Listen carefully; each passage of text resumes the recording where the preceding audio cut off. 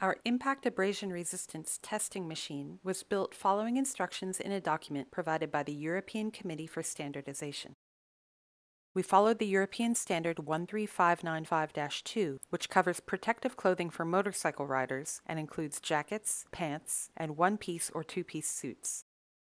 This is a test method for determination of impact abrasion resistance. What that means is, if I'm in an accident and I fall off my motorcycle, how long can I slide down the road before I've completely sanded through the clothing I'm wearing? We've used our machine to test all kinds of fabric and leather. Today we'll be running some fashion denim through the machine to show you how it works. The machine is divided into two parts. There's a testing area and a data display area. For testing, we created an armature with a weighted cylinder head at one end that acts like a hammer. That's connected to a belt sander running a 60 grit belt at approximately 8 meters per second. For data calculation and display, we used an Arduino Uno along with a shield that's connected to an Adafruit LCD screen in order to read the measured output. The hammer and the Arduino are connected by two pieces of thin copper wire.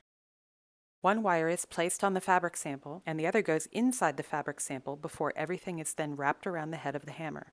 The wires are then connected to ground on one end and to an input pin on the Arduino on the other end. The LCD display tells us when both wires are connected properly.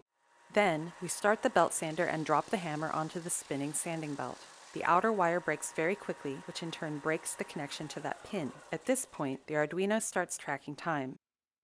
When the fabric wears completely through, the inner wire is exposed to the sanding belt and quickly breaks. That marks the end time, which is then recorded and displayed on the LCD shield.